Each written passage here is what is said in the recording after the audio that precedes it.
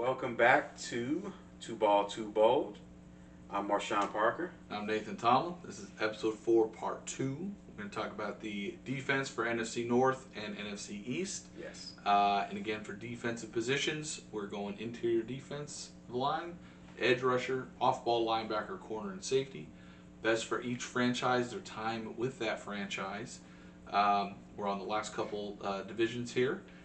So we'll start with the NFC North. Give it over to Marshon over here. So I'll start us off with the Bears.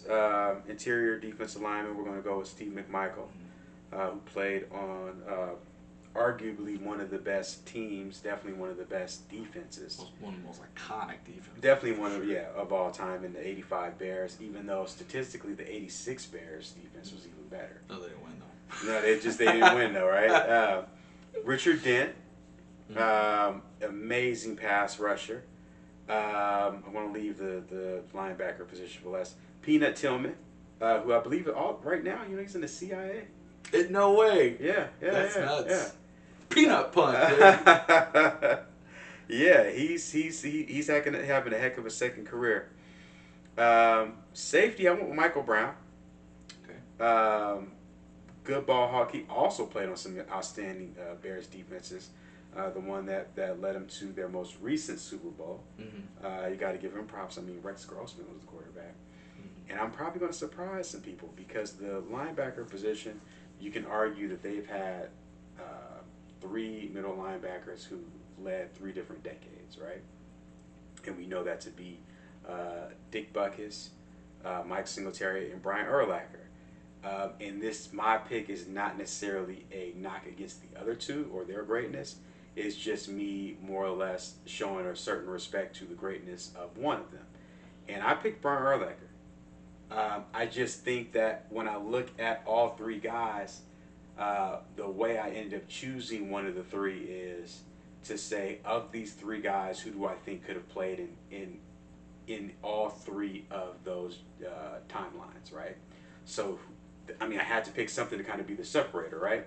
Who do I think could have been a middle linebacker in the 60s, 60s/70s, the 80s, early 90s, or in the 2000s? So I picked Brian Urlacher. I felt like he could have played in all 3 of those, whereas I don't believe that Dick Butkus could have been as successful a linebacker playing in the 2000s. And I don't know that Mike Singletary would have been, although I think that they both would have been excellent, I don't think Mike Singletary would have had the success that Urlacher had, whereas I believe Urlacher could have had just as much success as those 2 gentlemen in the time that they played. So that's my argument for that. Gotcha. So, I had Richard Dent, McMichael, Peanut Tillman. I went with Gary Fensick going back on safeties. This was tough because you do have 3 all-time linebackers. Yes. You also had, Lance Briggs was a very, very good off-ball linebacker playing the outside next to Urlacher. Of course, Urlacher was better, so that automatically negates Briggs. Singletary, I think, was the best middle linebacker in the 80s. Yeah. I think after Lambert, it went to Singletary, and Singletary ended up passing it to Ray Lewis, maybe a few years in between there, but ended up passing it to Lewis. And him and Zach Thomas kind of carried it for a while, and then passed the torch to Urlacher. Although Lewis was still a very good player when Urlacher was playing, so I don't know if the torch necessarily completely passed. But I went with Butkus, and part of the reason is because Dick Butkus was clearly the best middle linebacker in the 60s, in my opinion. I think he was undoubtedly the best middle linebacker, and then he passed the torch to Lambert. I think the separation between Butkus and his contemporaries was much larger than Singletary and his, and way bigger than Urlacher and his, because you can't even make the argument that Urlacher was the best linebacker of his era, because the beginning part of his career, Ray Lewis and Zach Thomas were still absolute stuff, more so Ray Lewis at that point. Yeah. Zach Thomas was on the decline at that point of his career, but Ray Lewis was still incredible. And then to your point, we talked about him earlier in the last episode, Patrick Willis, man, and Luke Kuechly. Yeah. And I think both of them were better than Brian Urlacher. Okay. So I don't think that at any point was Brian Urlacher clearly the best middle. And part of that is just when he played. Okay. Yes. But I don't think I see your point because I don't think there's very many players, Yeah. period, from the '60s you could plug in today and play. However, if they were born today playing football, it would be different because they would train differently. We know different things. You know, they used to smoke and drink and eat. We're not as healthy as what they are today, so they didn't take care of themselves in the same way. So, for me, it's kind of hard to use that. So I look at them how they were with their contemporaries. Yeah. And to me, like I said, Butkus is iconic, right? He is. Butkus is more iconic, and part of that is I mean, there were less teams, and I understand all of that. Yeah. Well, I have another point, but I'll bring it up after. But I went with Butkus, and I would have went with Singletary actually over Urlacher. Urlacher was third on my list, and again, because to me Singletary was the best middle linebacker of his time. Yeah. I think there was a gap between him and the next. I can't say the same for Urlacher. And if I can't say that you were the best of your era, how can I take you over someone else that played, again, their whole careers they played on the Bears. Yeah. And they were the best of their era on that team, on that franchise. So another take I always have is like when you look at football in the 60s, really like 40s, 50s, 60s, you can make an argument maybe even 70s.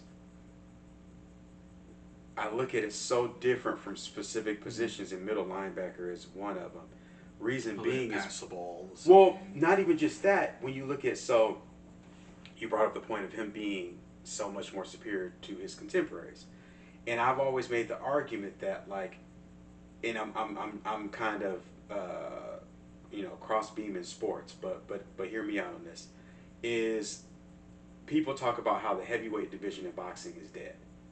And it started dying in the 90s, and a lot of it is because in the 80s, 70s, and 60s, Ray Lewis would have been a heavyweight fighter. He would have been a middle linebacker. Mm-hmm. You can argue that, in the 60s, 40s, 50s, 60s, 70s, guys like Patrick Willis, Navarro Bowman, Luke Kuechly, even like a Brian Urlacher, Zach Thomas, these guys would have been boxers. Yeah. You know what I mean? Yeah. Because the sport was so much. Well, you made more money doing that. You were more well recognized. Like when the champ walked in a room, then it would be the equivalent of a LeBron James, Steph Curry, somebody like that. A Tom Brady walking into a room. So I always kind of cross beam those two sports because of the fact that he was so superior because the guys who would have been middle linebackers were heavyweight champions. They were fighters. They were fighters, right? Yeah. So I think when you look at the fact that he was so much superior to his contemporaries, has more to do with the fact that the sport wasn't what it is now. I think it speaks more about the fact that like Urlacher was as great as he was, and maybe didn't have that long run, or maybe never was the best at his position during his time. Was more because it's kind of the dawn of, the position. Kind of like quarterbacks in the last 20 years. You might take a guy who was maybe the third, fourth best at his position now, but if you would have put him in different times, it's like he would have been. So I'm willing to listen, and I want to have the conversation. Yeah, but my thing is, if you use that, you got to use that for everybody.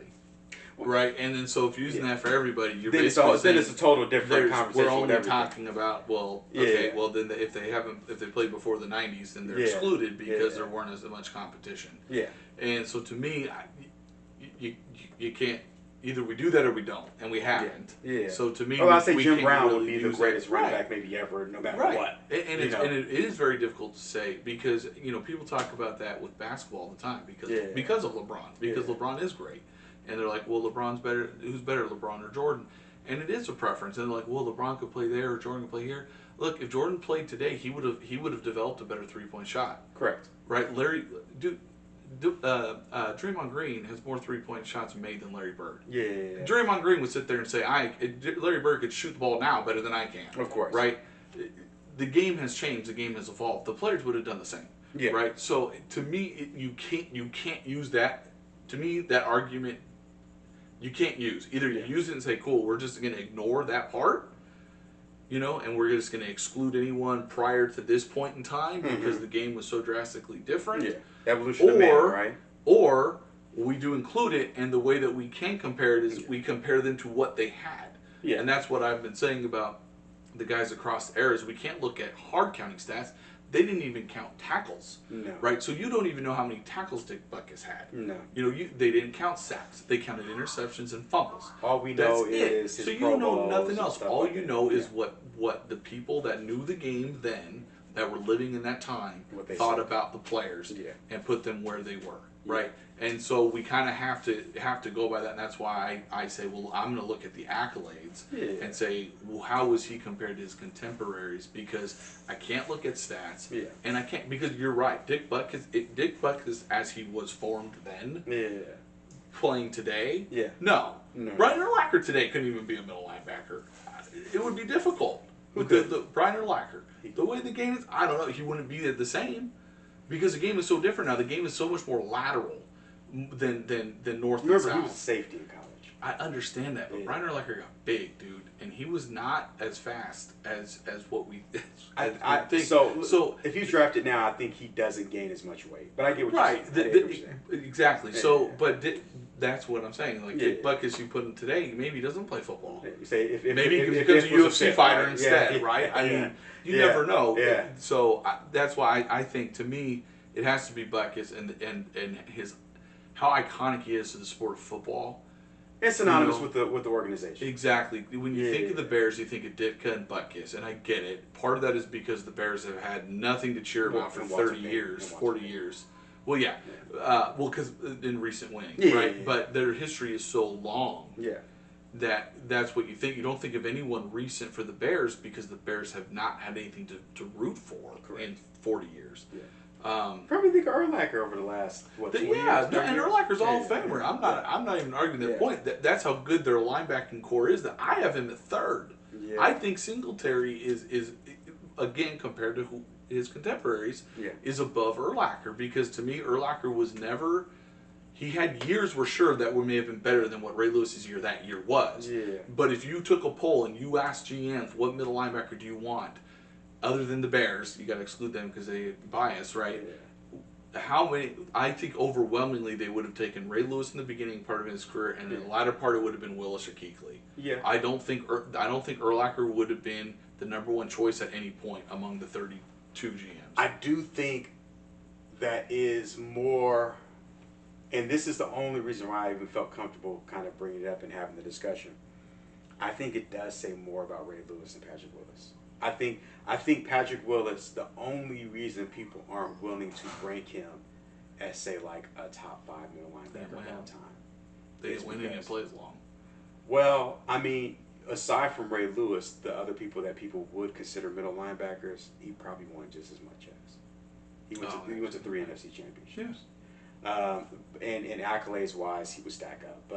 But I think most people won't put him there because he didn't have this popular nickname, and he didn't play 14, 15 years. I think the big thing is really the longevity, and football is one of those sports. It's like fighting. It's the same way, right? What fighters do you want to see? The ones that are boisterous, that are just in your face, that are loudmouth, that you kind of almost want to hate, but you don't. Right? That's Deion Sanders, man. Yes, his play backed it up, but guys that are like that are always going to be seen as better, right? We talked about with Champ Bailey. Champ Bailey never said anything. Champ Bailey is look, I'll make an argument he's a top 5 corner of all time. Okay?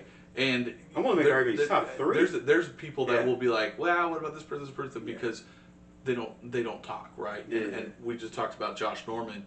Josh Norman had one great year, man. I'm telling you, look at he had one year where he was amazing, and he started talking, and then he talked, and that's why people talked about him. But it wasn't his play. That's why he bounced around the teams. And it is another reason because it's like the style or substance argument, right? Because style and being able to talk and being able to self-promote, stuff like that, I think really is the only reason we have a conversation. Well, not we, because I'm not willing to have the discussion. But it's the only reason that I think people would say Randy Moss is, because one of the biggest things you'll hear about that is like, well, nobody says Rice when you go up for a catch. They say you got Moss. because it's synonymous with a style of play and things of that nature. But the results, So I get what you're saying. Yeah. So we'll go to. We can go with Buckets. We can go with Buckets. I'm fine with that. And then what do you want to do for safety? Do you want to go with Brown? You want to go with more recent? Yeah, just because, man, look, I try to honor the history and stuff like that. The old safeties are tough to me because then you really are looking at style of defense too. Yeah. Because again, the numbers get inflated with the interceptions. We talked about that. Yeah. And then, the passing game was so very different. So I'm okay with that because safety was the one where I was really sitting here spinning on, where I didn't really have somebody. Where everyone else I kind of had it. I was a baller. Yeah.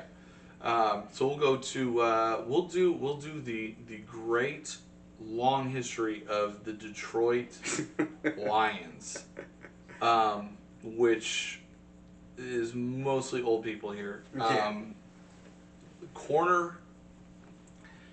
You could pick any one of these three: Dick Night Train Lane, Dick LeBeau, and Lynn Barney, and they came back to back as corners. Yeah. They literally. I do want to shout out Dick LeBeau for a second because if we're including total NFL impact, it's Dick LeBeau by a landslide, one of the greatest defensive coordinators ever. Yes. Was involved in the NFL for his entire life. But as a player, I mean, if you want to go Night Train Lane or want to go we could pick one of those guys. It doesn't matter to me. At Edge, I went with Robert Porcher. I think they've had guys that have had better singular seasons. I do think Aiden Hutchinson, which the Lions seem to have turned a corner here. Yeah. And even their ownership mentality seems to have changed a little bit. If they keep Aiden Hutchinson there, he might supplant Robert Porcher. Because I do like Aiden Hutchinson's game a lot, and he's very well-rounded. Defensive tackle, I went with Alex Karras. Okay. I went with Benny Blades at safety. And then for linebacker, I was between two guys, one really old and one newer. So I'm the really old Joe Schmidt, and the newer one's Chris Spielman. So I'm okay going with Spielman. Yeah. Schmidt was, I think, the 40s and 50s. Yeah. I mean, he was like the best linebacker in the 50s when there was like 7 teams. But yeah. So I mean, I'm cool with going with Spielman there too. So. Well, there's two things we've learned is that if you want to be great for the Lions, we're number 20. Yeah. Lynn Barnes, Billy Sims until he got injured. Yeah. And then obviously Barry Sanders. And another thing is that the Lions have got the biggest participation trophy ever because they almost beat my Niners. What are you talking about? Oh, this past year? Yeah. No, I mean they're no. But I'm saying everybody's just like, the Lions. They almost. Oh no! For me, it's look at how the organization coach is. That was me joking. But in all reality, the Lions have a strong. They have a structure. Organization. They have a structure. They have a structure. I love how he built the team. Dude, I love their coach, man. I'll run through that wall right now for the coach. And it's the thing too is I think people forget. So this is where all the nerds have come in, right? And I always look. I get stats. I love stats since I was a kid. But it's like I always say the whole stats are for nerds thing, is because football at its core is man versus man, right? There's a lot of gut and heart involved in it. And when you try to turn it into an analytics sport, it's like they've done with baseball. It's like the manager's non-existent. It's just a whole bunch of geeks in the club box. Basketball too. Adding numbers up the same thing happening with basketball. That's why they shoot so many threes. That's why they come to guys and say, hey, you're not playing tonight, and you're not playing the next game because you need to rest your body. It's not the players who want to do this. It's these geeks who saying like, we're turning sports into this analytic numbers thing. Whereas you have a guy like Campbell is like, listen, I'm drafting middle linebacker and I'm drafting a running back in the first round. Everybody's like, what the heck? You don't draft a middle linebacker and a running back. And they were both highly productive. Trust me, Gibbs was scaring the heck out of me that whole game. Yeah. Well, and he's not really just a running back. Right? He is an offensive player. He's a weapon. He's an offensive weapon. Yeah. And he was because he was a freak at Alabama. Yeah. He's an offensive How did player. he end up at Georgia Tech? Anyways, But so for the Lions, for me, I mean, I'm glad you said Chris Spillman. Mm-hmm. I was waiting. I was holding my breath, hoping Chris Spillman was a middle linebacker. Yeah. Like, he was. I mean, from his face mask to his neck roll to he played the position the way it should have been played. Benny Blades, excellent, strong safety. Yeah. Cornerback, I think we have to go with Dick Lane, just because Yeah. I like, to me, I want Dick Lane to be on two teams in this thing, right? Yeah. And he was the first corner of notoriety, right? Robert Porcher was a baller. Now I'm willing to go with the interior lineman that you went with. I had Jerry Ball, just because Jerry Ball was really good. Yeah. But I'm willing to compromise there and go with Webster's dad, because he was a really good player too. Yeah. In his time. Most people know him from his. It's unfortunate because he was really good, but most people either know him as Webster's dad or know him as a man who got suspended for gambling. Yeah. Yeah. But he was really good. He was really good. So I'm willing to go with that, because when you talk about the history of the NFL, I think he speaks louder than Jerry Ball does. Right. But yeah. Cool. All right. So let's go with Bay. Go with Green Bay, one of the most highly notarized franchises in the history of the NFL, and I'm going to say that I'm going to start off with something that look, I'm willing to have the conversation. I just really like this guy, and I'm just thinking about it from a team building standpoint. Interior defensive lineman. Listen. I know you don't even say. I chose Gilbert Brown, man. I chose Gilbert Brown because he had was like 20 career tackles. he was 360 pounds. No, he wasn't. He was way more than that. He could be listed. He was listed at 360 pounds. That man will push over 400. That easy, guy, he was one of the most. They had to stitch jerseys together. Oh my goodness, he had the big, dark visor. He could play 1 out of every 10 plays because he was gassed after one play. But that one play, you weren't running the ball. He was a run stopper.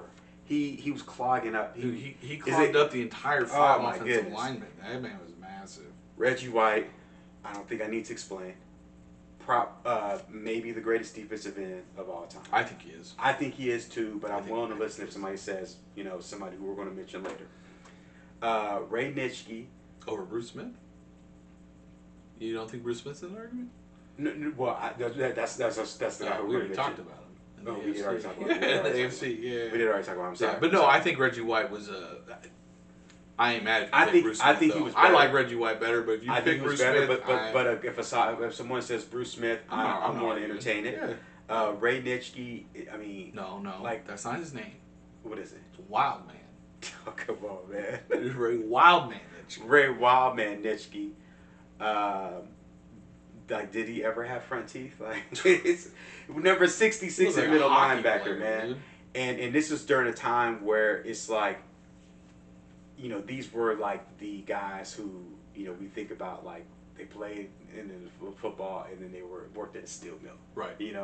Yes, he probably did. Probably actually did, right? Money. Yeah. But he was, especially if you like to gamble or. Yeah, right. So, but you think about him as he's a Packer. Yeah. So if I could say, like, you're a Packer, and you're synonymous with being a Packer, that's all that needs to be said, right? You can make an argument of different people. I'm one of the biggest Charles Woodson fans you're ever going to meet. So I picked Charles Woodson, although I'm more than willing to listen to one of the guys from the past, right? And then safety, I think, is a no-brainer. Is Leroy Butler. Like, forget the fact that he goes into Packer lore for inventing the Lambeau leap. As a Niner fan, when we used to face the Packers every year in the playoffs, Leroy Butler did everything. Yeah. He could stop the run. He was great in coverage. He was incredibly smart. And I look at him as one of those guys that, as important as Brett Favre was on the offensive end, as scary he was, and I've told you how scary Brett Favre was to me as a Niner fan. Leroy Butler on the defensive end I guess the biggest compliment I can give to him is I don't think he had a weakness. Yeah. He didn't have any weaknesses. He was good at everything. Everything. Yeah. Everything. So that's who. Yeah. So I mean, we were pretty close, except for D tackle, because I was like, look, man, I get your point on Gilbert Brown, but I'm half trolling. but you know. yeah, because Gilbert Brown, because legitimately I made a joke, but legitimately he could play one play and had to come out, like he was gassed. He was Like he would go in there at first and 10, and second, they're running first, the ball, second, third, he's out. Yeah, Yeah. and then they save him for the goal line. Yeah. I mean, he was good at what he did, but I did go Reggie White. I went Leroy Butler, Charles Woodson, Wild Man. I went Henry Jordan at D tackle. Okay. Yeah, I'm fine. I'm fine. Okay. So we'll go to Minnesota to wrap up the NFC North. Minnesota's actually very difficult. Yes. To be honest, because we're going to discuss potential liberties here in terms of moving people around. The only slam dunk for me, and even then it wasn't as much of a slam dunk. Almost every position I had two guys to choose between. I'm going to start with corner because that was the one I really didn't have to stick out. So I went with Antoine Winfield. Okay. Safety was between two guys, and I'm leaning towards one. I'm leaning towards Joey Browner. Okay. But also Paul Krause as well. This is where it gets interesting.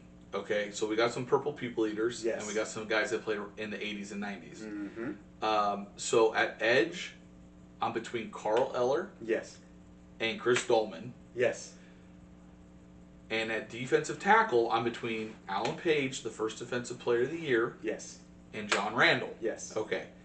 And at linebacker, I have Matt Blair, which if we're willing to put Chris Dolman to linebacker, we can do that and leave, and then we can discuss between Eller, Randall, and Page. And that's not a livery. That's breaking the law. Like I know, man. That's what I'm saying. So that's what was tough is if you pick their top five, it's Randall, Page, Eller, and Dolman are four of the top five. I know. Right? I know. And it's we can pick two.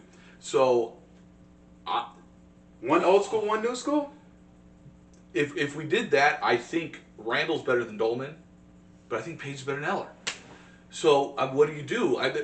The top two are D tackles, but neither one played end. I know. So we can't even flex them out to play an edge rusher, and then Eller. I think you can make it. So hear me on this. I think you can make an argument. If we were going, because we really can't put Dolman at linebacker. I mean, he was a stand-up defensive end. Yes. But he was on the line. He's not off ball. To me, you have to either go Dolman and Page or Dolman and Randall. So I think it's good. So you think Eller's not in it? I mean, you could put Jim Marshall almost before Eller. Okay. Well, then I'll go Dolman. Then I'm good with Dolman. But then what do we do for deep tackle? Because Alan Page and John Randall. I think we have to go Alan Page. And that's the thing that's crazy because when you think of if you think of the Vikings past the purple people eaters, you think of defensively, it's John Randall. But how do we not have somebody from the purple people eaters? That's what I'm saying. So I think it has to be Alan Page too. And what's crazy is if you take the top 5 defensive tackles of all time, I think Page and Randall are in that conversation. Yeah. Okay, I really do. I think that's 2 of the top 5 defensive tackles. John Randall revolutionized defensive tackle. John Randall made defensive tackle a pass rushing position. Yes. And we're leaving him off. I'm just making. We got to talk about if there's any way to flex this anymore. Like, can we put? And we can't. So but we have to put Alan Page. Alan Page is the purple people eater. If Dolman was an outside linebacker, I know, but he's not. I would be like, let's do it. I know. Like if he played. But then what? Then you flex. If he played one season as 3-4 outside linebacker, I'd be like, let's do it. Man. Matter of fact, at linebacker, I had Jack Del Rio. Okay, Matt Blair played longer. On the Vikings. Yeah, because I think a lot of people will think of Del Rio as a Cowboy. He had like a million tackles with the Cowboys. Yeah. But Blair played almost. He played like 9 years, I think, on the Vikings. Something like that. Now this is the thing. I'm glad you said a corner. Let's go before we start going over the stuff that's racking our brain. We're not going to go over it. I'm glad you said Winfield. John Randall, if you ever somehow come across this, just know that we love you and we were big fans. Don't kill me. It's more of a respecting our elders thing than it is us saying anything bad about your game, because John Randall was. Can we put him on another team? Dude, the other team played on was the Seahawks, and I can't do it before Cortez Kennedy. No, he didn't. No, he didn't. He wasn't there long enough. No, I mean, can we just plug him on a team he didn't even play on that doesn't have a surefire tackle? Come on. So, yeah. But Antoine Winfield was, and his son's a good player too. He's Safety. Really good. He's really good. I tell you what's funny is I remember Lee Corso in the draft. Lee Corso in the draft. He said, I don't see what the big deal is about Woodson being a number one corner. He said, I think Winfield was better. And I remember I was like, this dude. About which Woodson? Charles Woodson? Yeah. Which Woodson are we talking about? Charles Woodson, because they came on the same draft. I remember thinking, like, Corso just went that stuff crazy. But I tell you what, Winfield in NFL was a baller. Yeah. Absolute baller. He was a good player. So I'm glad. That's why I'm glad that, because to me, I mean, he's the corner. Yeah. Like, safety, God, all due respect to our elders. We disrespected our elders. We just respected them by putting Page there. I'm not putting. Paul Krause was a ball hawk. Yeah. Then he had like 80 interceptions or something crazy like that. I don't know if it's that many, but yeah, it was a big number. Yeah. Joey Browner is probably the second best safety, and he's not number one if Ronnie Lott isn't born. So I mean, he's not number one if he's number one rather if Ronnie Lott is not born. Oh man, this really bothers me not putting Randall there. But it's like Page. It's like Page. You know what Page is? It's like he was the first great defensive tackle. Yeah, him and Joe Green. But because Page came before. Well, yeah, they played at the same time, but he was like I think he was like a little bit older, right? Like right before him. So. And then again, how do you not? Hold on a second, real quick. Just as a front four, if for the Vikings all-time defense, you'd have Randall and Page inside, and Eller and Dolman on the edge. Bro, who's better? Like, who's a better front four? That's what I'm saying. There's no one. No one has the two D tackles like that. Rams front four. Who's their second D tackle? I mean, who cares? You have Aaron Donald. Dude, Alan Page. The difference between Aaron Donald and either Alan Page or John Randall is not big enough between whoever else you want to put for the Rams D tackle and these guys. I gotta hold on. And their ends aren't as good. Hold on. Ah, Jones and Youngblood. God, dude, that's insane. That's insane. Okay, so are we going Brown or safety? Oh, my head hurts. Yeah. Okay, and we gotta go player linebacker. Sorry, I'll root for Del Rio. With I like Del Rio as a coach, man. Again, that's my Bay Area kicking in. Yeah. Jack Del Rio's from Martinez. He's from the Bay Area. So I tried, man. I tried. So we're gonna go. We're done with the North. We're gonna go to the East. So what team from the NFC least do you want to pick first? I know these are some of your favorite teams over here. Jeez Louise. You know what? I will go with. I'm gonna start with the Eagles. Okay. And I thought the Eagles were pretty darn easy. I think the Eagles were easy too. I agree. So, well, except you know what? There's going to be one position that I think we may have to have a conversation about. To me, there's maybe defensive line. Okay. Because everything else is easy. This Reggie White. Come on, that's the, and again, respect to the elder, like literally respect, not saying it as a, dude. How do we not put Chuck Bednarik there? Okay. Like we got to. I was gonna say we have to put. I thought you were gonna not put him there because man. You said respect to the elders. I meant literal. I meant not like a precursor of I'm gonna leave you off, right? Okay. And then I mean they literally have the defensive player of the year in college is named after the man. I mean you have to. And he played both ways. He played center. And he was the best center in the league and the best linebacker in the league at the same time. So Chuck Bednarik died already, right? Yeah, oh God. I wouldn't fight. I wouldn't fight his corpse. Yeah, no. Like he's scary. Yeah. Like I bet you his knuckles felt like leather. Yeah. Well, he played with leather helmets. So. Chuck Bednarik was in his old age in interviews was intimidating. Yeah. Right. Yeah. He started. He's like when you think of the start of the NFL, you think of guys like him, Jim Brown, things like that. Okay. Safety. I mean, come on. Brian Dawkins. The visor. Yeah, I mean, Brian Dawkins is another guy. Remember that tackle? Jump at you. Brian Dawkins had Shout out, said finish on the Broncos too. Man. he talked about when's the Broncos? who was it? It was a teammate of his talking, and they were talking about I can't remember who the running back was, but they were talking about they were about to plan, and he said Brian Dawkins had like tears in his eyes and was like, I want to hit him so hard that his soul leaves his body. Brian Dawkins was nasty. Man. He was just Dude. Christian man. He looked scary. God-fearing man. With the visor, the unbuckled chin strap, Just and then that jump, veins man. popping out from everywhere. He just, I mean, the dude was just, and then corner, Eric Allen. Okay. Like, you got to be Eric Allen. Eric Allen was, to me, he was the third best corner for a long time behind Deion Sanders and Darren Green.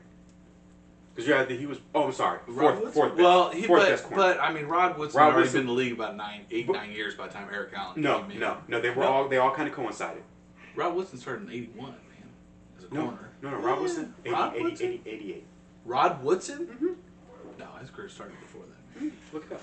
88. I don't think so. That was his rookie year. He came 1 year before Deion. But Eric Allen, Eric Allen was. Eric Allen was, and what happened was Eric Allen was on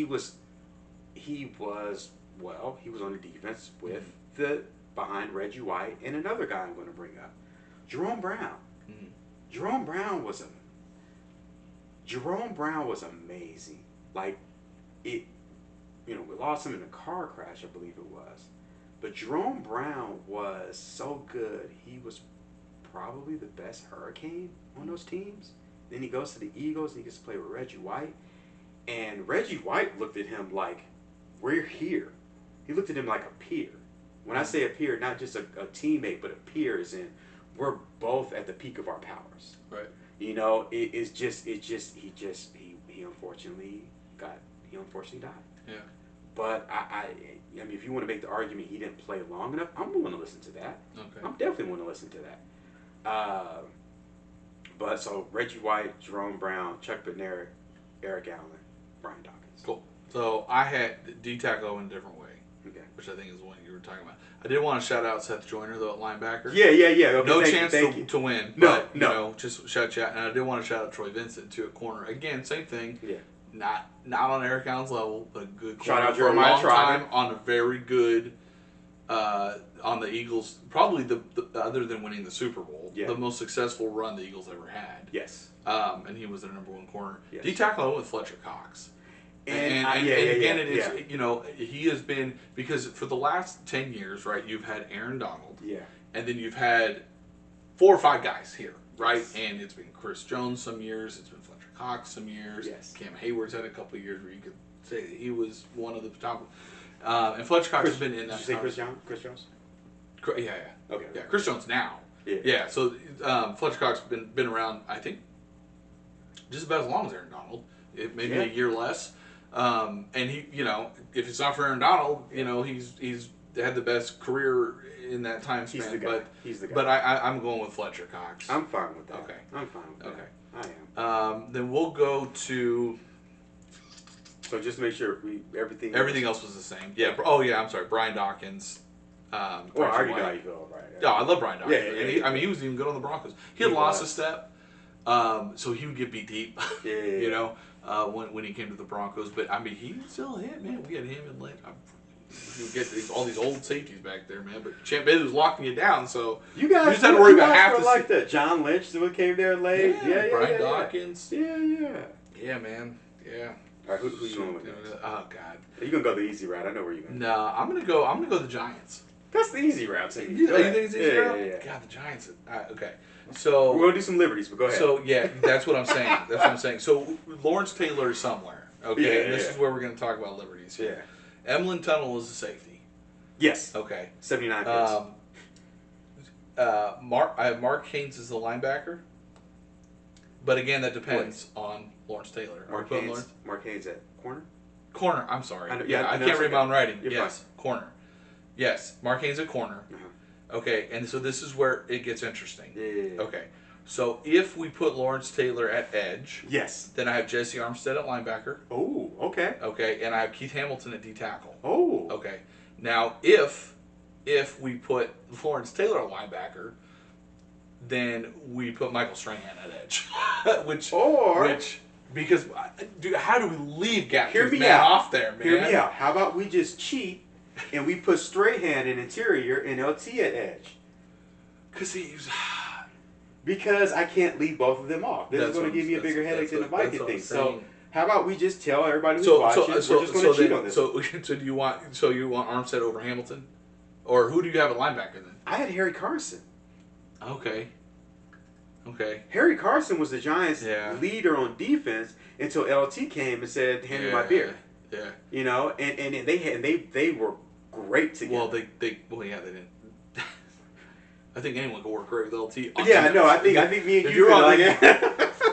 Man, I think I could play corner if LT was one of the rushers. But so I mean, if you listen, we're telling the watchers that we're just going to cheat because in all honesty, on passing downs, right? Spagnuolo would do that because he'd have him, Justin Tuck, OCU Minora, and who was the other guy? Whatever you say. I can't remember.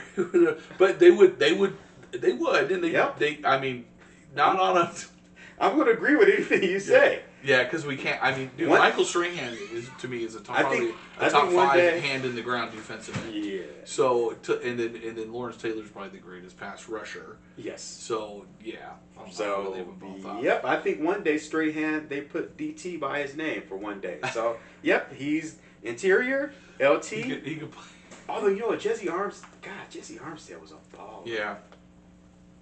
Jesse Armstead played. I think he played longer on the Giants too. Jeez, man, why you do this? I like Jim. But you're good with Tunnel and Haynes.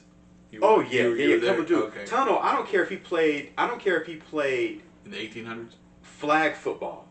He had almost 80 picks. Yeah. And then, for me, you could have chose any of the Marks. It could be Mark Haynes or Mark Collins, and I would have been like, that's fine, man. Mark Haynes, I think, played a little bit longer. Yeah. Mark Collins had a dope Jerry curl, so I would have been cool with that. And he was really good. But I'm cool. As long as you allow me to cheat and put Strahan at D tackle, I'm willing to choose any linebacker you want. Well, so then my question to you would be this then. Yeah. Okay. Because we could also, if we're going to cheat, we can cheat and move Lawrence Taylor to linebacker if you think Hamilton is more deserving than those linebackers.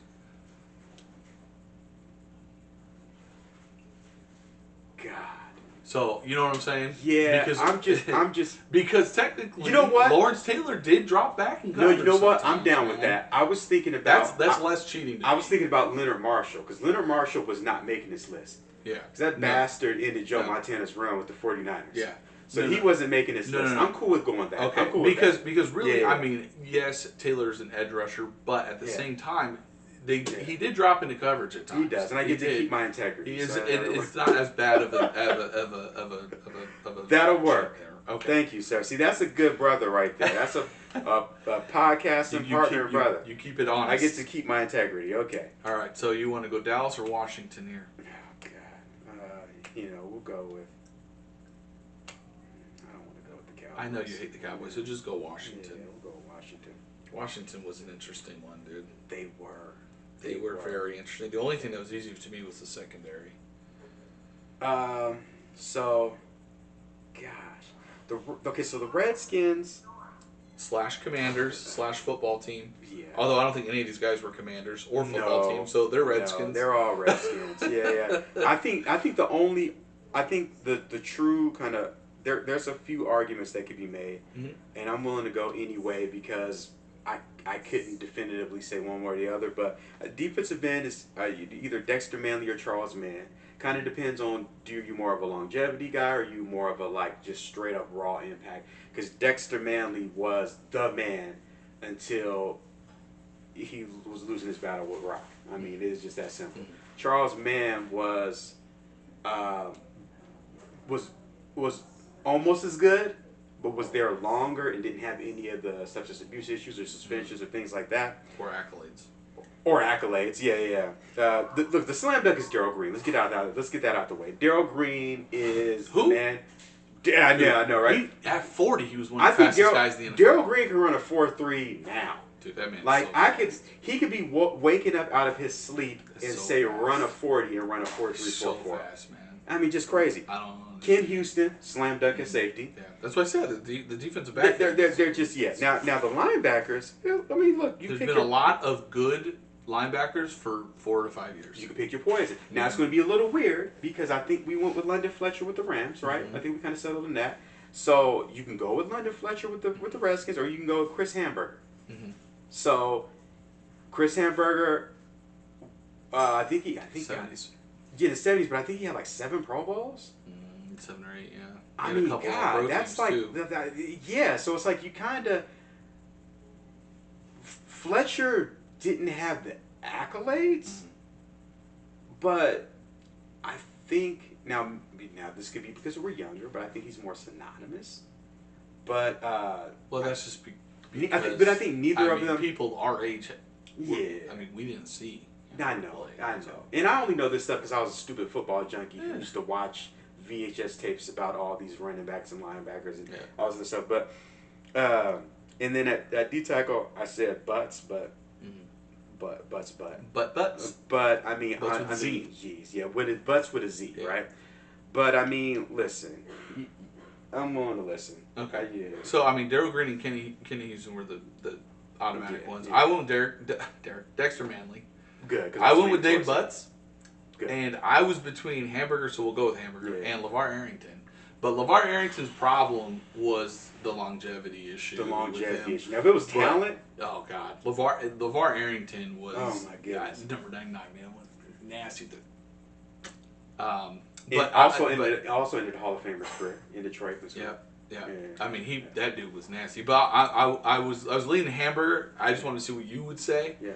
Because he is older, but he was, I mean, he was like a 3-time first-team All-Pro, and he made like 7 or 8 Pro Bowls. So but you brought him up. Let's talk about this. If LeVar Arrington gets drafted by a more stable franchise, yeah, absolutely. How do we look at him? He was a freak. He was so good, man. He was so good. I mean, he retired at 28 or 29 too. I mean, he was pretty young. I mean. Yeah, it's there's a lot of what ifs in sports, man. It is. Man. It's always. I mean, look, any quarterback's ever been drafted by the Jets in the last 30 years. You know, you could say what if. Like you look at the straight talent, like Sam Darnold to me, the physical talent that kid, and he was 20 when he got drafted. Yeah, he's only like 25 now. You know what I mean? And it's like that physical talent, but now the confidence is gone, and now it's too late. You can say the same thing about Zach Wilson. To me, it's too late. Yeah. Well, to me, Sam Darnold also had the production in college. Now, he did have turnovers. However, that offensive line was bad. 'Cause remember, that's when USC could have had like no scholarships. Remember? Yeah. So, yeah. But anyway, we're getting on time. So Washington, we're pretty good on. Yeah. So we're gonna finish with your favorite NFL franchise and favorite NFL owner. Although they were easy. The favorite NFL owner, they were pretty easy. Yeah. They were pretty easy. For edge rusher, I had to go with too tall jump, DeMarcus Ware. Okay, yeah. Did you see how I looked at you? Come on, man. You know I got love for DeMarcus Ware. Yeah. DeMarcus Ware comes to the Broncos, and he comes to the Broncos after Von Miller's 3rd season, I think, in the NFL. Yeah. And he really helped Von Miller mature as a leader and a person. Yes. Okay. And Von Miller's my favorite Bronco, man. Because when the timing, all that, like I love Von Miller, man. Like when he went to the Rams, I was a Ram. When we traded him to the Rams, I was happy because like he's got a shot. Yeah. And I rooted for the Rams that whole year, partly because my dad, Rams fan, but also Von Miller, man. I love to see him win. I don't mind if Buffalo wins, man. Von Miller get another ring because guess what? If they get there, Von Miller's getting a sack in the Super Bowl. Write it down. Write it down. If the Bills make the Super Bowl, he's winning. He's gonna go down as probably one of the greatest defensive players to never win Defensive Player of the Year. God, he hasn't. He hasn't. He's finished second to Khalil Mack, and he finished second to J.J. Watt, and then he finished 3rd twice, I think. He's had a bunch of good years. Unfortunately, it coincided with other guys having historic years like J.J. Watt, Khalil Mack's. Khalil Mack's career year was the year on the Raiders where he was All-Pro in 2 positions. Yeah. But he does have the Super Bowl MVP, which those guys don't have. And that's true. And 2 rings to both. But anyway, DeMarcus Ware, I love DeMarcus Ware. I'll never forget though when he was on the Cowboys still and he was playing the Broncos, the bootleg Peyton Manning He tricked DeMarcus Ware. DeMarcus Ware came all the way down the line and turned around and said, "But you see DeMarcus Ware go, come on." Yeah. Peyton Manning running a bootleg for a touchdown. That game was like 56-49. Anyway, part of the reason that they went out and got DeMarcus Ware because their defense was trash. Yeah. Safety Darren Woodson. Yes. Shout out Cliff Harris though. Cornerback was so difficult. I really wanted to go with Trayvon Diggs, but I went with Deion Sanders. There we go. Randy White at D tackle, and Chuck Howlett at linebacker. Although again, I'm gonna say this right now. Can we put Micah Parsons? Yeah, we are. I've already cheated here. Come on. If we're putting Micah Parsons as off-ball linebacker, because for him to overtake DeMarcus Ware on edge, he has to do it for another 10 years. You know what I'm saying? Because DeMarcus Ware, for 10, I'd have to look to see how many years he played on the Cowboys, but however long he was on the Cowboys, every year, he was productive. He was very, very, very good. Yeah. And so Micah Parsons is going to have to duplicate that or win which he very well could, win a Defensive Player of the Year or two and play a couple less years on the Cowboys. To overtake him on edge, but if we can put them both on there, I think we're in a better place. So hear me out on this. I think everything the same as you. I'm glad we agreed on Darren Woodson. Darren Woodson was absolutely amazing. Dude, him and Deion in the same defensive backfield. That defense was nasty. Yeah, that defense was just nasty. I know Charles Haley didn't play long enough on the Cowboys to even compare with DeMarcus. But they have had a lot of good edge rushers. A lot. The Cowboys, so they have had. Ed Too Tall Jones, if you want to put before DeMarcus Ware, I was going to question you. Just on his own merits. Yeah. And then linebackers they've had. I'm a huge Ken Norton Jr. fan. But he wasn't there long. He was more known as a Niner. Sean Lee was a solid Sean linebacker. Lee, Dan Nguyen. You even have guys who were very good. Who were good but not great. God, what's the name? Godfrey, I think was it Godfrey Edwards or Donnie Edwards? Donnie Edwards, yeah. Randall Godfrey. Mm-hmm. They've had a lot of good players. Yeah. But to me, I feel okay doing that with Parsons because they do put him everywhere. Yeah.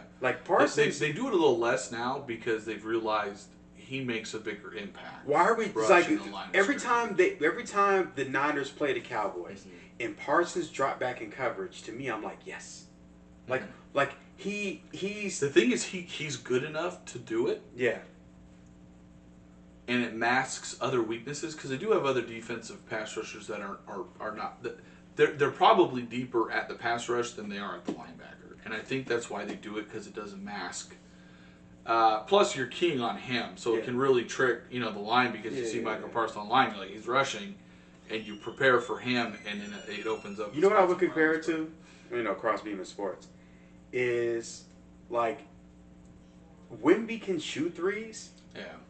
But I'm pretty sure anytime they see him shoot a three, it's like, oh, we'll take that, because you'd rather him shoot a three than be 7'4" in the paint. Yeah.